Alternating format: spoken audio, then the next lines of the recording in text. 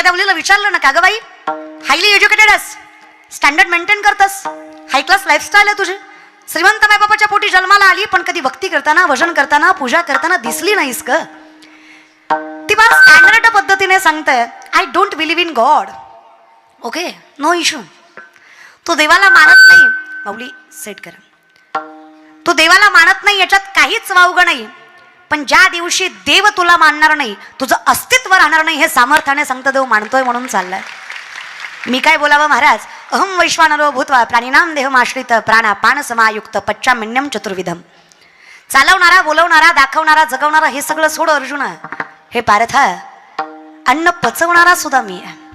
जठरामध्ये आगणी करतो, आगणी म्हणून वास करतो तो मी विठ्ठल, तो मी जगदीश्वर, तो मी कृष्ण, तो मी राम, तो मी विश्वेश्वर, तो मी शिव. म्हणून तर जुन्या बायका स्वयंपाक केला की पहिला घास अग्नीत टाकायच्या आणि मग स्वयंपाक पूर्ण करायचं. खरंय की नाही ग माय? खरे. मागच्या तुम्हाला काय सरकार जीएसटी लावणार आहे का बोललात तर? नाही ना ग माय? हा मग बोलत जा, तुम्हालाच विचारतीये ग, बोलत जा. आज आपली पार्टी आहे, आपणच बोलायचं महाराज. नाराज होऊ नका, तुम्हालाही बोलते महाराज, बोलत जा. माय पहिला घास अग्नीला. आता चुली संपल्या पण गॅसवाल्याने बी ठेवलं तरी काही हरकत. पहिला घास कशाला असतो? अग्नीला, आणि मग स्वयंपाक पूर्ण करायचा. त्याचं रिझन हे आहे की पंचमहाभूतापैकी जी अग्नी आहे त्या जठरामध्ये आपली पचनक्रिया पूर्ण करते. It is scientifically. तुम्ही कधी विज्ञान पूर्ण करायचं असेल, तुम्हाला विज्ञान पूर्णत्वाने शिकायचं असेल तर ज्ञानेश्वरी वाचा. तुम्हाला खराच परमार्थ समजून घ्यायचा असेल तर ज्ञानेश्वरी वाचा, ज्ञानोबराय समजून घ्या. मायबाप लक्षात घ्या, प्रत्येक गोष्ट वारकरी संप्रदायातली सायंटिफिकली प्रूफ आहे. 90% विज्ञान म्हणजे ज्ञानेश्वरी आहे. जी आजची पिढी सामर्थ्याने देवाला मानत नाही, त्यांना देव मानायला लावायची ताकद माझ्या ज्ञानेश्वरीत आहे. एवढ्या सामर्थ्याने विज्ञान ज्ञानेश्वरीमध्ये मांडलंय. कारण ही पिढी अशी झाली आहे, इथे 4 माणसं खोटं बोलली की खोटं सुद्धा खरं होतं. 4 माणसं एकच खोटं बोलली की खोटं सुद्धा. इट इज चाणक्य नीती. आत्ताच्या भाषेत ऍडव्हर्टाइजमेंट, प्रचार. देवाचंही तसंच झालंय.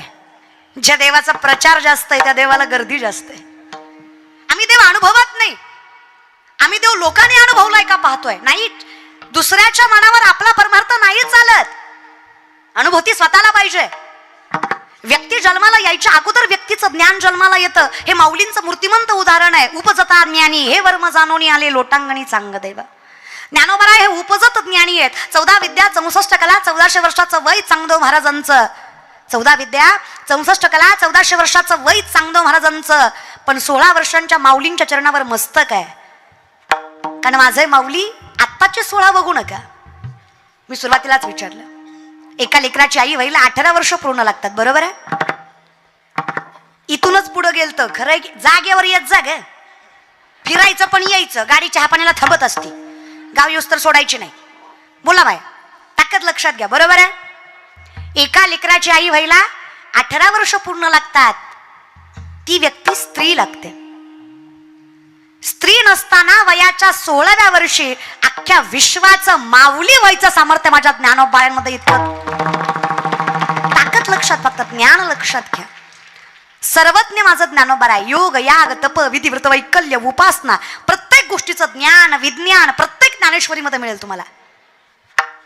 या बल्बचा शोध 100-125 वर्षापूर्वी सायंटिस्टनं लावला. 750 वर्षापूर्वी माऊली ज्ञानेश्वरीमध्ये सांगतात, उदकाचेनी आवेशे प्रगटले ते जलकलकीत दिसे तर या विजू माझी असे सलील काही. उदक म्हणजे पाणी, आवेश म्हणजे प्रेशर. पाण्याच्या प्रेशरने वीज निर्मिती होते. हे आपल्या ज्ञानोबरायांनी 750 वर्षापूर्वी ज्ञानेश्वरीमध्ये सांगितलं. याला विज्ञान म्हणायचं, याला वारकरी संप्रदाय म्हणायचं. तुम्ही टाळ्या वाजवताय खरं, पण माझ्यावर उपकार करताय. तुमची टाळी कशी माहिती आहे? धरगे आली आमच्या परतूरमध्ये. धरगे धरगे धरगे धरगे धरगे. काय मायबाप तुम्ही, हा काय काय तर निसते बसलं. तू बोल मी आहे, तू बोल मी बसलोय, मी ऐकतोय, तू बोल ग. नका रे, सामर्थ्याने बसा. या मंडपात तुम्ही आलाय म्हणजे साधी माणसं नाही आहेत, बहुत सुकृताची जोडी म्हणून विठ्ठली आवडी. या पवित्र मंडपात याला भाग्य फार लागतं मायबाप. काही माणसं म्हणतात निघाल तर कीर्तनाला पण आलं नाही, काय म्हणले आलं पण बसलो नाही, काय म्हणले बसलो पण मधनच गेलो, फोन आलता. काही म्हणले शेवटपर्यंत बसलो पण कळलंच नाही. अरे येडे हो, तुमच्या चुकच नाही. तुमचं पाय कीर्तनाकडे वळत नाही, तुम्हाला कीर्तन कळत नाही, तुमचं मन कीर्तनात लागत नाही. मायबाप, या तुमची चूक नाही. माऊली स्पष्ट सांगतात, तुम्ही केलेलं पाप तुम्हाला या पवित्र मंडपात बसू देत नाही. हे सगळ्यात मोठं सत्य आहे.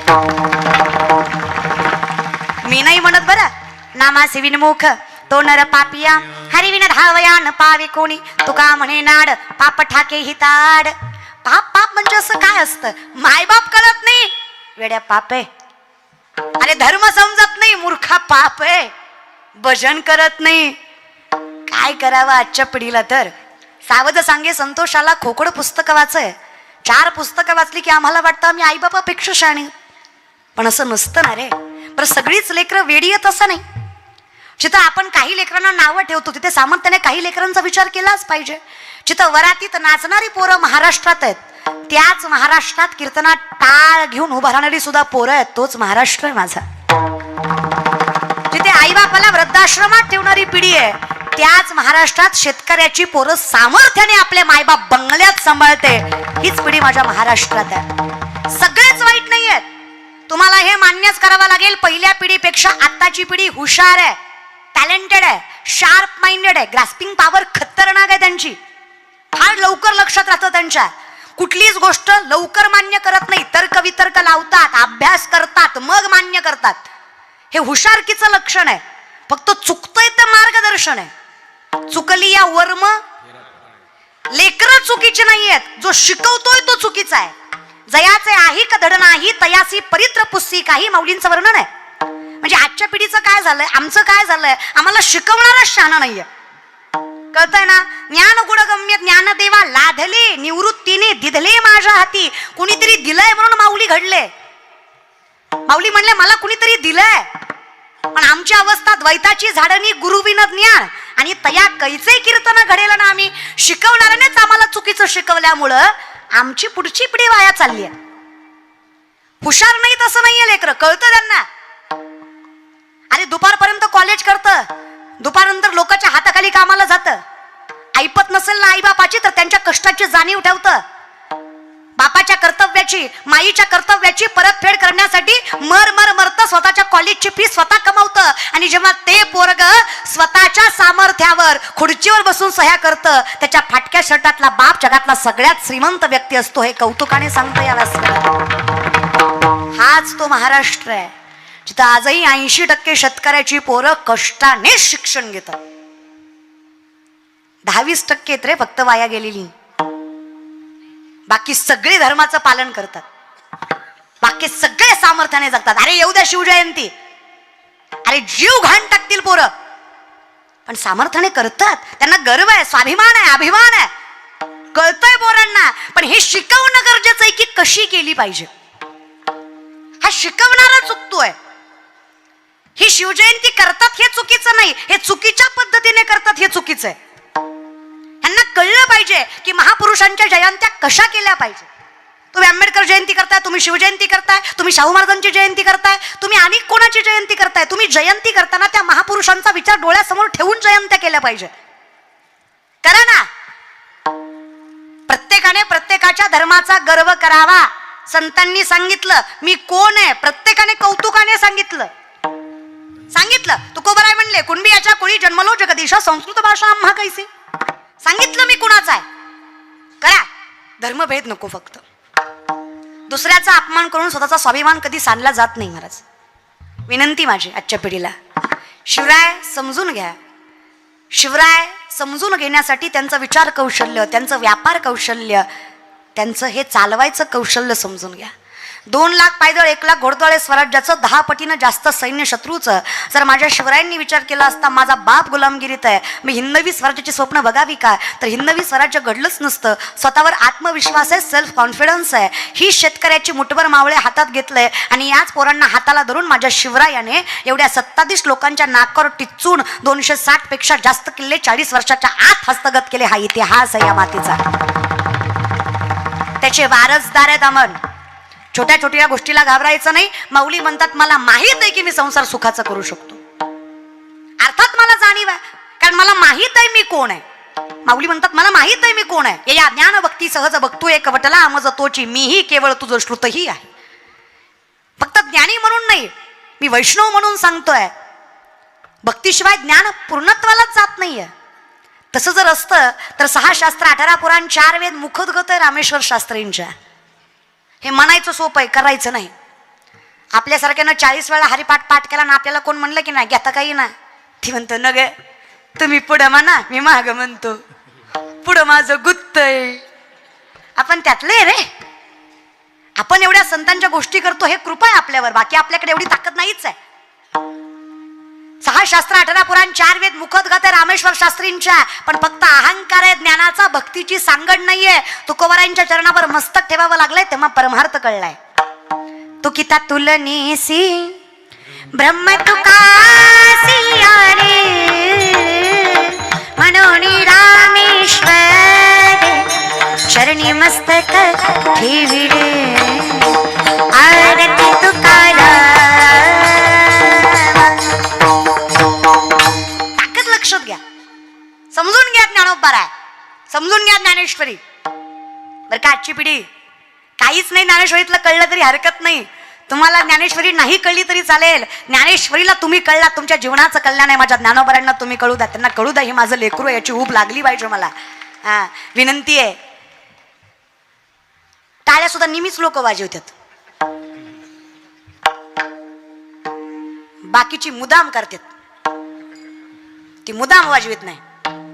त्याला महाराजाची जिरवायची. ते कीर्तन झालं, मित्राला म्हणणार एवढी पोरगी बोंबलत होती, आख्या मंडपानं टाळी वाजवली, पट्ट्यानं वाजवलीच नाही.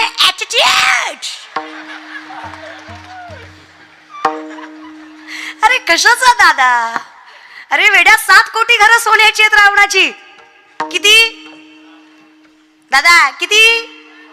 बर का धोंड्याचा महिना अर्धा तोळा घातला आपल्या सासऱ्यानं आपल्याला, तरी आपली बायको आणि आपण महिनाभर स्टेटस ठेवत होतो. लाडाचा जावाई गेला सासरवाडीला महिनाभर.